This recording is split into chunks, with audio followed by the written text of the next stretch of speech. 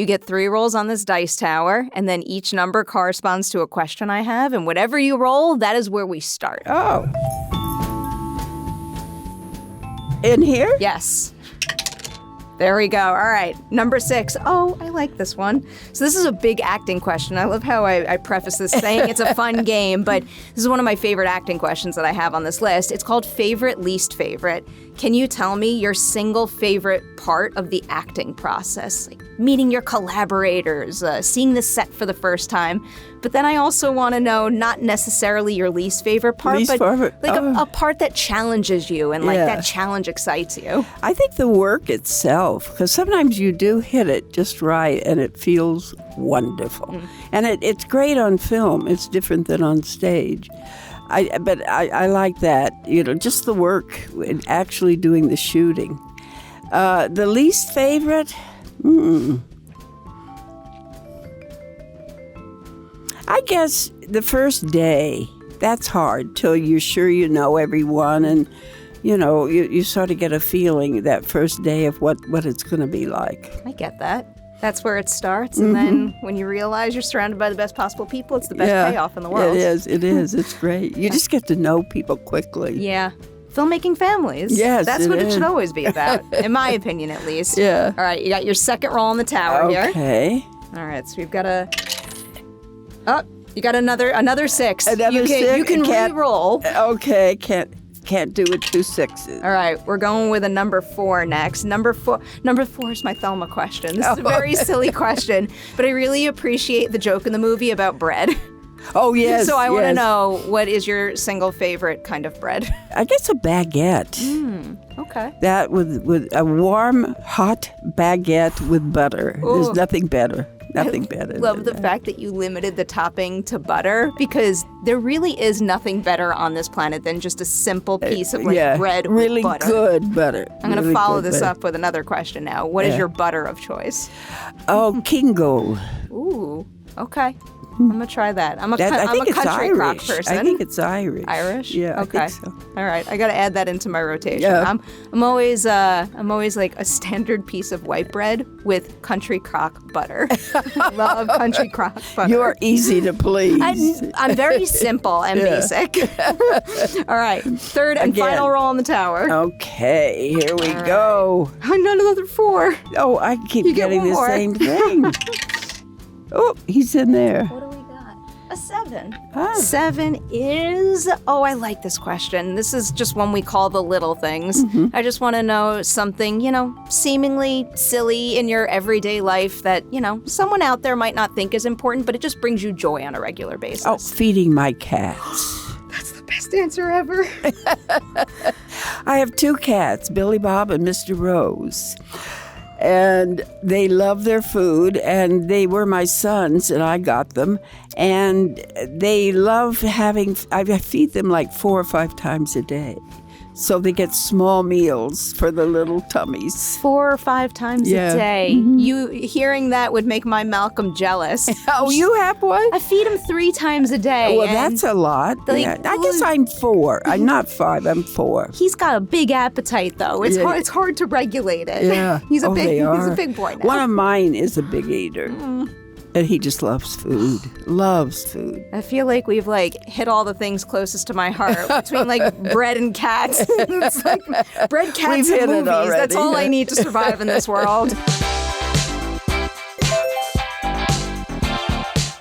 What's up, everyone? Welcome back for a brand new edition of Collider Ladies Night that I'm especially excited about because obviously I'm a very big fan of June Squibb in general, but also Thelma is probably one of the most wonderfully charming movies I've seen all year. Congratulations. Thank you. Thank you. What is the movie you saw, the performance you saw, the personal experience you had, whatever it may be, that first made you say to yourself, I need to be an actor? Oh, God, I said that before I ever saw anything. I don't think I'd ever... We certainly didn't have TV then, because I grew up in the 30s and 40s in high school. And I just always knew this is what I was. I don't know how. But I think I saw people sing and dance, and that intrigued me. And I think that's how it all started. Do you remember the very first moment when you started to do that yourself and it kind of clicked to you like this is what I'm good at? I started tap dancing. My mother had a sister who tap danced and whistled through her teeth. And she tried to teach me both. I never got the whistling part, but I got the tap dancing pretty good. And I was a pretty good tap dancer. I can't do anything that you can do, but I can whistle. So that's one thing I have. Through your teeth. I couldn't I don't do know about it. through my teeth. I don't think I could do it through my That's teeth, hard. actually. I don't even know how she did it, but she was a wizard at it. That I can't do. My grandfather was a big whistler, though, and I definitely picked up that habit, and I love it. It makes me very happy. All right, before I dig into the beginnings of your journey as an actor, I did want to ask about your mother, because I was reading that she was a silent film pianist. And she did. That craft fascinates me to no end. Did you ever get the opportunity to see her perform? No, this was before I was born, when she was younger. But she taught piano all the time I was growing up, so I always heard the piano playing in my home. That's such a beautiful thing to have. Yeah. I feel like having music in the home, there's really nothing better. My mom always played piano, but then I tried and I couldn't. Did she ever play organ? No. Because my mom went to the organ, and we had an organ then. And they took the piano out, and we had an organ. And so she would play that organ to it fairly well. Incredible. Did you pick up any piano? No, she always wanted me to, and she tried. And I just didn't do it. And so she sent me to another piano teacher in town. And the piano teacher finally told her, look, June is not going to be good at this. I don't think we should do it anymore. So my mother was trying it again. And she left the room. And she came back, and I was playing the piano with my feet.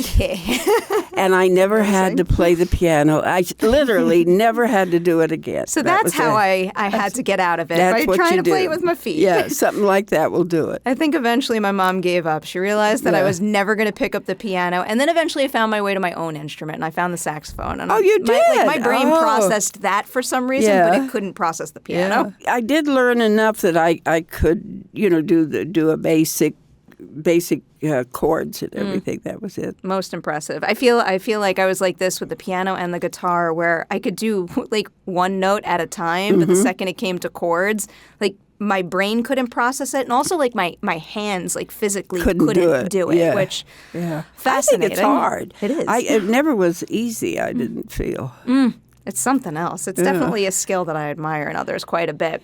So, some of your journey here. The first part that I wanted to focus on was you moved to Cleveland to sing and dance at the Cleveland Playhouse. And then after Cleveland is when you made the leap to New York City to be on Broadway. And I'm curious, is there anything about the work you did at the Cleveland Playhouse that kind of teed you up for success when you hit the Broadway stage? Oh, yeah. I was there 5 years. And actually, I did a lot of straight dramas as well. I went there, and they just happened to be starting musicals. They'd never really done them before. And I just sort of got in on the ground floor of that. So I ended up doing a lot of musical work. And what happened then when I went to New York, that's what I ended up. My first 20 years in New York were in musicals. That's wonderful. So that's what I always just thought of myself, by this time as a musical comedian, really. That's what I was doing. When you first dreamed of having a career as an actor, did you always picture, I guess, making it, so to speak, as having a flourishing career on the stage specifically? Yeah, because the stage was where what I understood. I had seen a lot of films, but it never occurred to me somehow to do that. And the stage, I understood it, that this is what I was doing. And I always thought I would end up in New York on stage, and that would be my career. I mean, you did that, but then you did so much more. I want to stick with Broadway for a quick moment, though. I'm curious, what surprised you most when you made your Broadway debut, just in terms of what it takes from an artist to be able to do something like that? I think just working 8 shows a week, I think that, and I had been doing it. I had worked off Broadway a number of times. And I had worked stock by now, and everything. And so, I had done it, but to do it on Broadway was something that I think you have to learn how to do almost, And the thing of the matinee days, 2 a day, because it is a responsibility. And I think most people look upon it as that. Do you remember the very first time you felt the weight of that responsibility? Maybe a time when, I don't know, you kind of had to get used to the process. I do. I was doing a musical called Boyfriend, the British musical. And I was in a group that had done it in summer stock, and then we brought it into New York, and it became a big hit. And I think for the first time in my life, people were coming to see June Squibb. And I wasn't the lead, and I had the comedian's role in it. But I was told this by people, and I all at once they're coming to see me. It hit me that, I had a responsibility to them then. Oh, that's such a wonderful experience. Yeah. I love that. So you find great success on the stage, and then all of a sudden you start adding some more screen credits to the mix. I'm curious, do you remember the very first time you kind of felt the door to screen work crack open? And I guess also what inspired you to step through it? Yeah, I think 2 things. One, I think I did Alice and then Son of a Woman and then Age of Innocence. And all at once people kept saying to me in New York, well, you're a screen actress. And I was like, well, what? I didn't know, what this meant, really. And I think that after those 3 films, there was a shift. Then I think I had a big shift after About Schmidt. And that was a sort of legitimacy in the film industry that I hadn't had before. And it all at once, I could sense this. I could realize it from people's attitudes toward me. Curious to hear a little bit about how your approach to the craft changes going from stage to screen. What would you say is the biggest learning curve you experienced morphing your craft to a different medium? To the film. Well, it's you can't on stage you can let it go. Really let it go to a certain extent because, and I worked in a lot of theaters. We were mic'd. Now I think they're mic'd almost everywhere, but then we weren't even mic'd on Broadway. There were mics there on the floor, but we weren't personally mic'd. And I think that's the big difference, to bring it down, to bring it all down to a more, I guess, human, Because with stage, you are projecting. That's the whole idea. Looking back on all of your earliest screen credits, some of the ones you just mentioned and maybe then some, which one would you say taught you the most about, I guess, what you value most in an on-set environment? I think In and Out, and that was Frank Oz was directing. We had a lot of wonderful, wonderful people in the cast.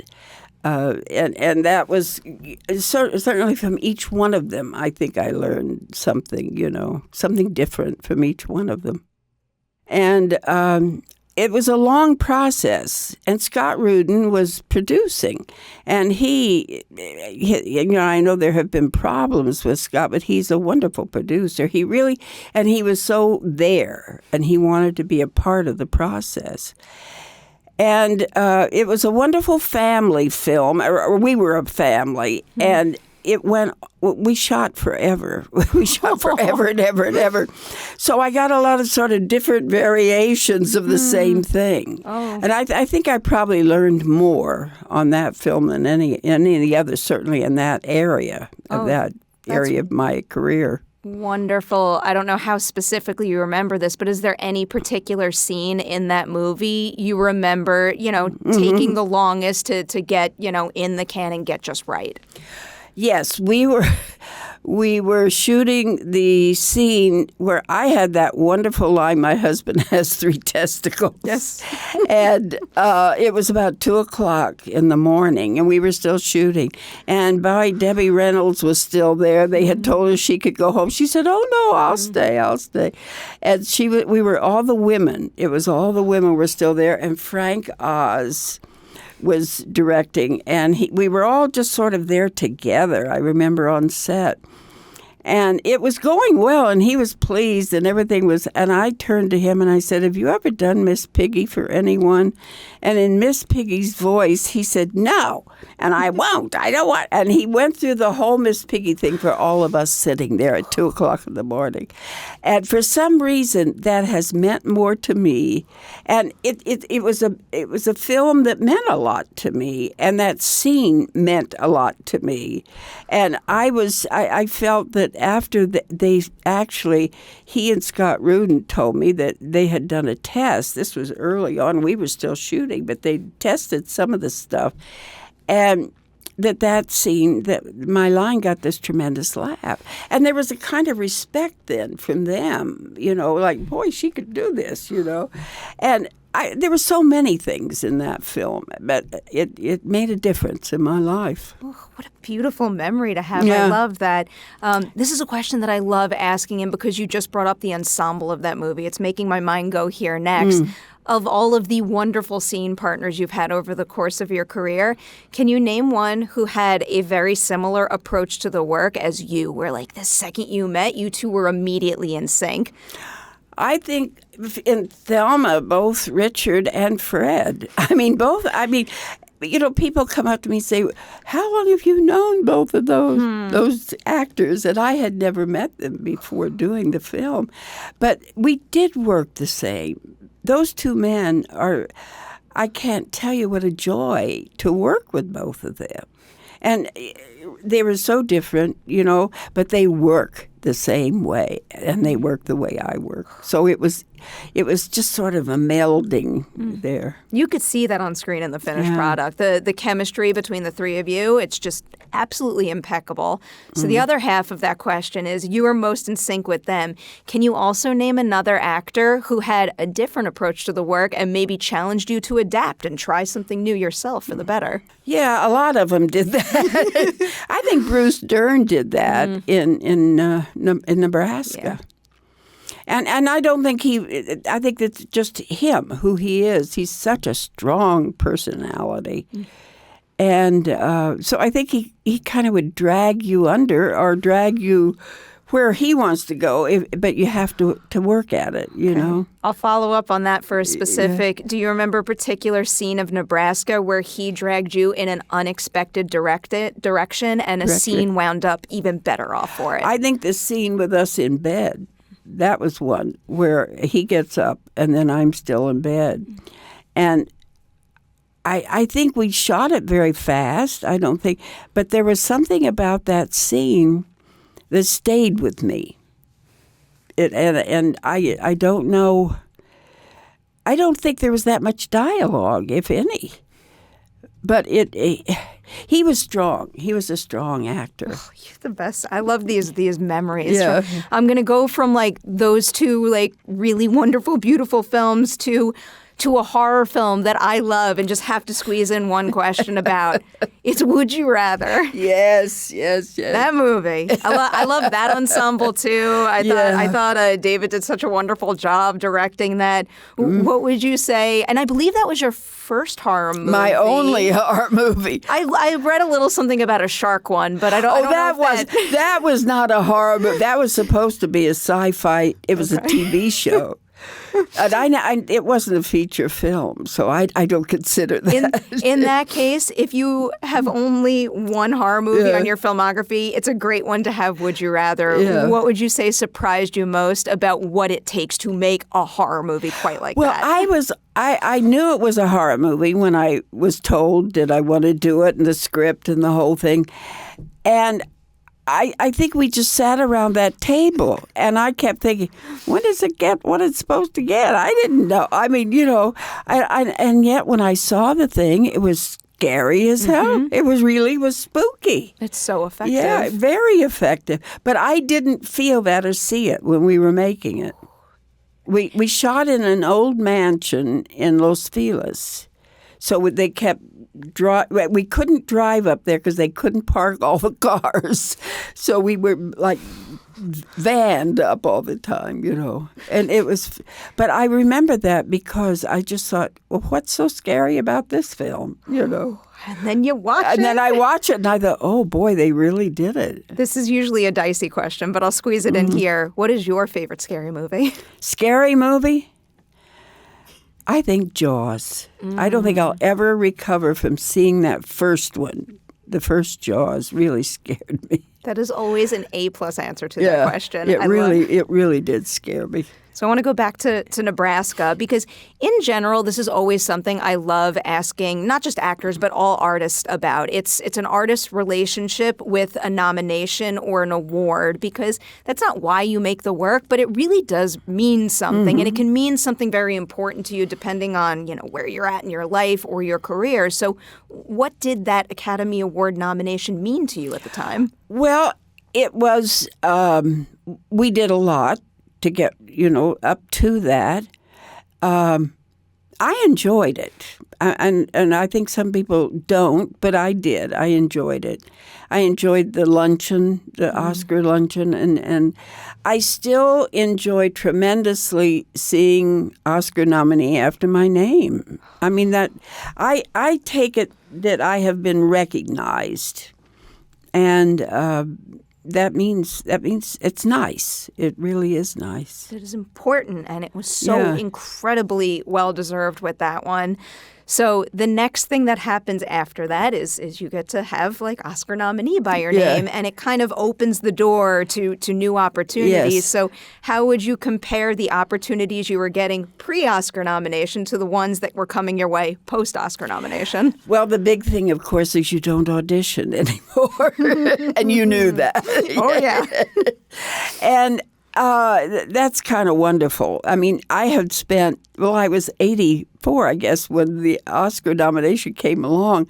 And I had been auditioning my whole life. I auditioned for years in New York, and then even out here I auditioned some. And like to be told you'll never audition. And I didn't know this. This came as a perk to me because I didn't know this. And it was wonderful. All at once, my agent was calling and saying, well, they would like you to. And I was like, no audition. I mean, it really hit me that this was important, So I wanted to follow up on this. You were kind of talking about this subject matter in another interview, and you mentioned the fact that, someone on your team helps read the scripts for you. And I was wondering who that person, because it's so important in this industry to have a good team around you to tee you up for success. So who is this person, and what is it about their instincts that you trust and will wind up zeroing in on the material that speaks to you as an artist? Yes, this is a very close friend of mine, Kitty McMillan. Her husband was Ken McMillan. I don't know if you remember his work or not. He was a wonderful actor.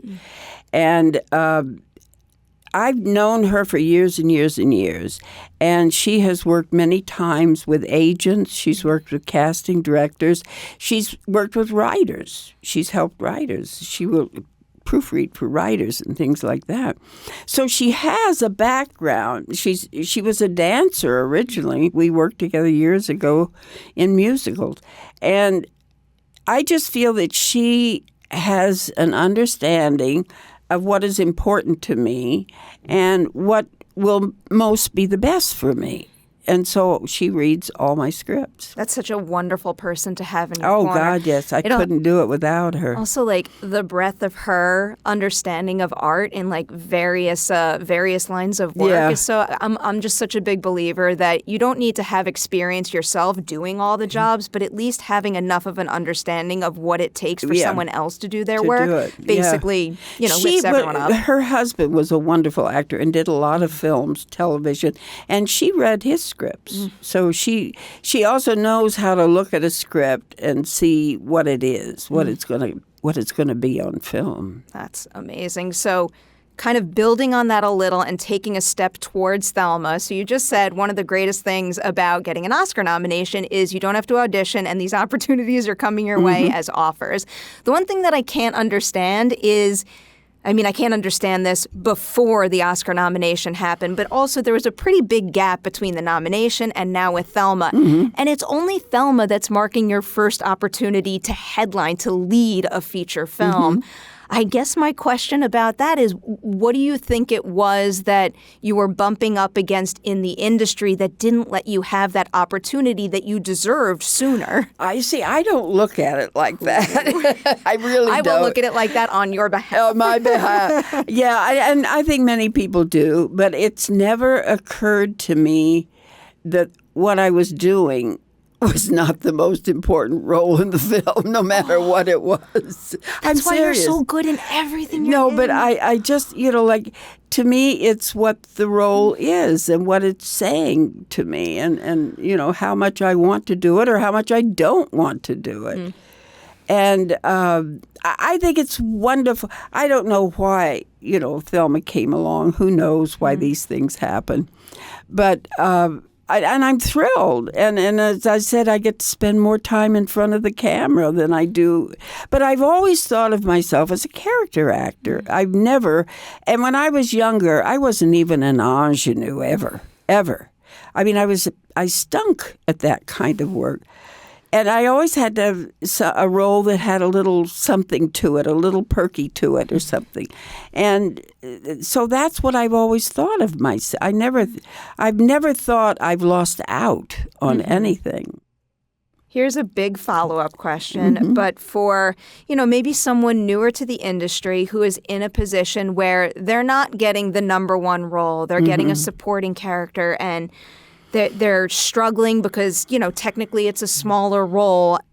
How would you recommend they go about, I guess, making the most of it and making it theirs and making it feel like a whole person rather than someone supporting the main character's journey? Well, I think you have to look at, you are the most important thing to you. I mean, so if this is what you've been asked to do and you say yes to it, this is you. This is you coming out now. This is not somebody else, another actor. This is you. And so you have to go into it with the attitude of, this is me. I am doing the best, the very best that I possibly can. I just don't see any problem there at all. I mean, really, technically there's no difference. In the reality of a film, every single person is a whole person, and it should always be treated as such. Yeah. So now jumping into Thelma, where you are indeed the number one on the call sheet. Yes. I have a question about looking back at other number ones. Is there any particular one that made a really big impression on you? You appreciated what they did, and then you knew you wanted to bring that to the Thelma set as the leader there? It amazed me to see Adam Sandler work, and he did not direct, but he was producing and doing the lead.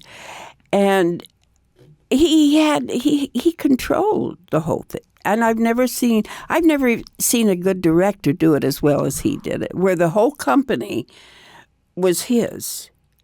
And it was wonderful. I mean, it just amazed me. And I think that, is something that there's something about their personality that people say, yeah, I'll follow you anywhere, I feel like even as a viewer, I feel that way about him. Part of the reason why I sit in this seat, I told you Jurassic Park's my favorite movie of all time, but I fell in love with Billy Madison and that style of comedy at a very early age, and I had never seen anything like that. So to know that was possible on the big screen, I was dazzled by it. Yeah. No, I think he's amazing. And after work, and just working with him was a lesson, really. I love hearing that. Yeah. I love hearing that about people I admire so much. Yeah. Who else? Let me think. Well, I admire Jack Nicholson tremendously, working with him. I think, that was an experience. And he was absolutely wonderful. And I always felt we were peers. He made me feel that way. This was what he was doing with me. And I don't think I was even nervous working with him because of that. It's a quality every number one should have. Yeah. Just that vibe where everyone's on the same level. Certainly he was number one, and he was number one for years and will always be number one. That is very, very true. Yeah. So moving over to Josh specifically, your Thelma director, I have a couple of questions about him because this is his feature directorial debut, and it's so assured, so I still can't quite believe that. But it is a really big deal for you to sign on to somebody else's first feature because it makes it get seen and it's more likely to get made with someone wonderful like you attached. And it was making me wonder, how much do you think about that? How much, your presence in this industry can impact others? I never think about that. I really don't. Mm-hmm. I mean, I just, I read that script. I had never met him. I got it through Beanie Fieldstein. I love Beanie. I knew Beanie wouldn't lead me astray. And, she told me this was family friends and to read the script. And I just had to do it. I mean, reading that to me, a script is like a Bible, really. I mean, this is what I study. This is what I decide on.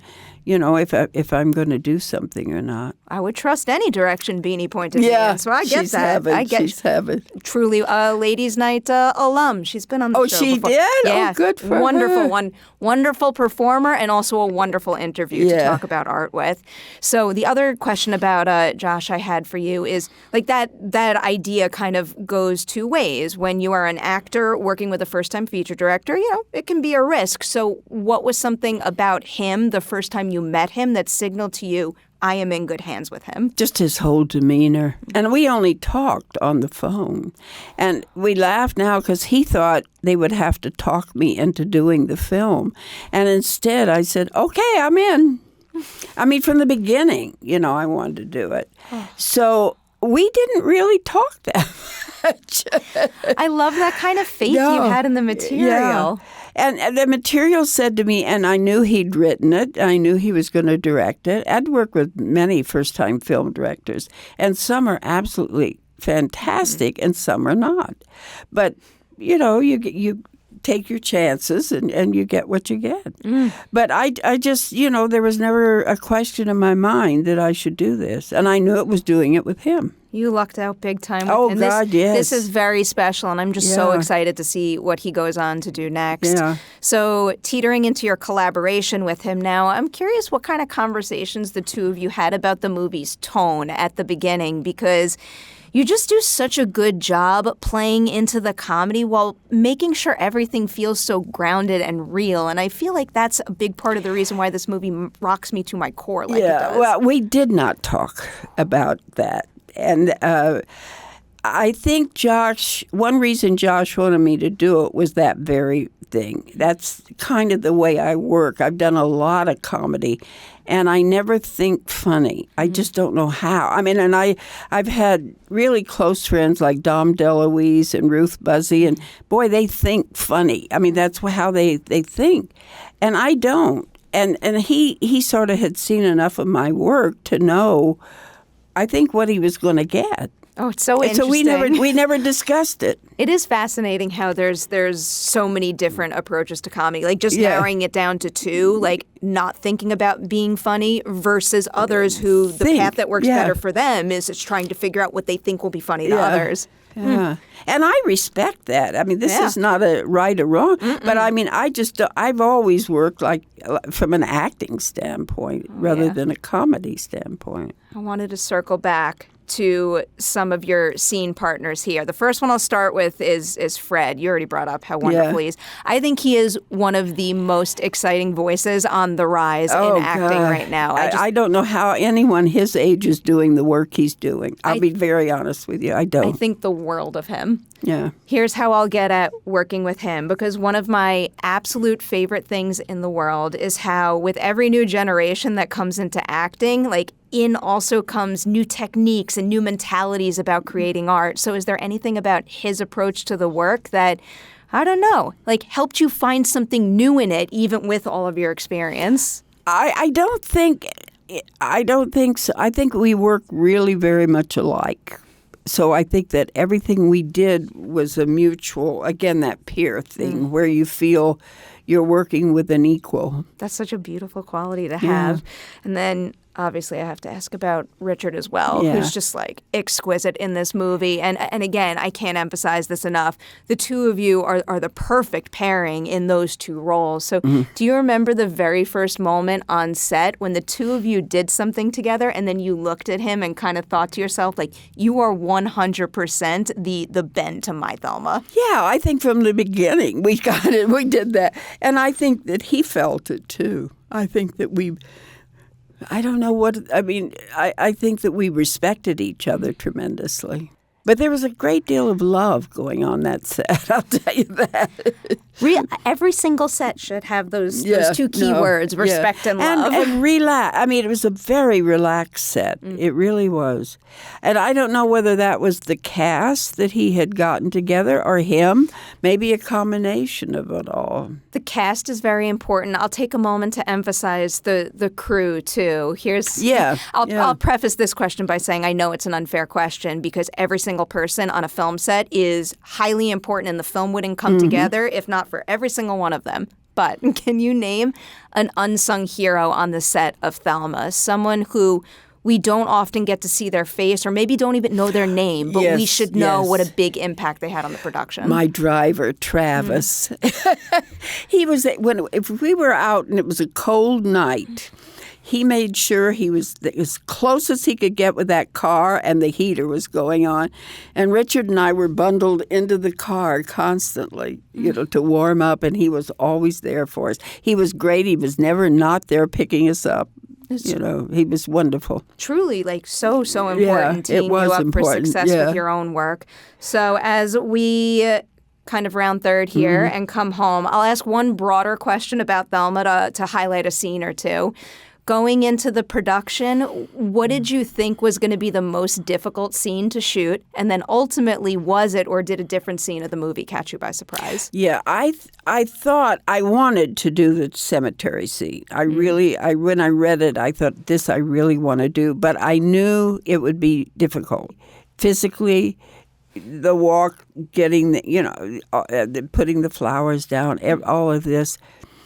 And in actuality, it was not difficult at all. It was, but I found out Fred was eager to do it as well. He had, in reading, put that in here like, oh, I can't wait. And I had done the same thing. So we went into it, both of us, with this idea of, oh, boy, this is going to be, something. And it was. It was great to shoot. And it was not easy, but it was not difficult. I think the most difficult was that old house, Mona's house. Yes. And the stairs and the work in the bedroom. And it was physical work, really, rather than any kind of emotional work. Oh, that totally makes sense. Yeah. Well, thinking about Mona's house. Mona's house was a wild house, boy. Oh, boy. There's a lot going on in that house. So one final Thelma question that I wanted to ask you, because I've been following the movie since it premiered at Sundance, and it's just so abundantly clear every single step of the way that it's impacting people in a way that matters. Like, yes, it is a very fun thriller to watch, but it's also... like, the movie kind of feels like a warm hug, if that makes sense. No, it's kind of does. striking a chord in a way that I think a lot of people might need right now. So is there any particular reaction to the movie that, I don't know, made you realize the weight of your work and what you're giving to people with the film? Yeah, I think so many young people come up to me and have seen it. And they either say they took their mother, they took their grandmother, or they want to take their mother back. They want to take their grandmother back. And I think it's sort of intergenerational. I mean, and that's kind of amazing. And I was surprised at the young people that really loved it. Not surprised, but it's like, wow, we are touching people. I sincerely don't know a single person who doesn't love it, which is such a wonderful thing. And the fact that it appeals to all generations and brings everyone together is also... We had one woman come up to us. We had just done a screening and a question and answer, and she came up and started doing the scooter and said, boy, if I had a scooter, and she was doing her hands on the scooter, everything. She was miming the scooter perfectly for us there. It's making a big impact on a lot of people. It's making a lot of people very happy, and that overjoys me as a film lover. So that is what you are presently celebrating. I wanted to touch on one future question. You already brought up Scarlett Johansson, and the fact that you got to work with her, especially on her feature directorial debut, is a very big deal. Again, I mentioned that with Josh, and same is true for her. What is something about her as a director that makes her a one-of-a-kind voice behind the lens? Her knowledge as an actress, it's phenomenal, because she knew when I was shifting. She knew when I was, well, we're not going to make it this time, but maybe next. You know, she just understood, knew everything. It was wonderful. I don't think I've ever had, and I've had some marvelous directors, but I don't think, and it's because she herself has done it. And I think the fact that she's a female, we're not talking male, a female. She's gone through it. I'm so excited to see what she can do in that capacity, because I know her potential is absolutely boundless. Yeah, it is. And I think it will be that as a director as well. I'm so excited. So we have hit the final question of Ladies' Night. Every single Ladies' Night ends with this particular question. I love it. Some people don't like answering it, but I don't care, because it's an important thing to think about. In this industry, everybody gives each other awards, and I think that is very cool. We should keep doing that. Nobody says good job to themselves as much as they should. So can you tell me something you did making Thelma that you know you'll always be able to look back on and say, I am so proud of what I did there? I think driving that scooter. I don't blame you. I had such a good time. And with Richard behind me, I mean, that was something pretty special. Yeah. I'm glad it was special for you, and you're bringing that special to the world. I can't congratulate you enough on Thelma. It is just such like a wonderful, like, positive light in my life whenever I push play. And I've probably pushed play too many times, but I'm not going to stop. Oh, what the heck. Yeah, really. Congratulations. And thank you so much for joining me on Ladies' Night. This was fun. I'm glad you enjoyed it. Okay. Bye.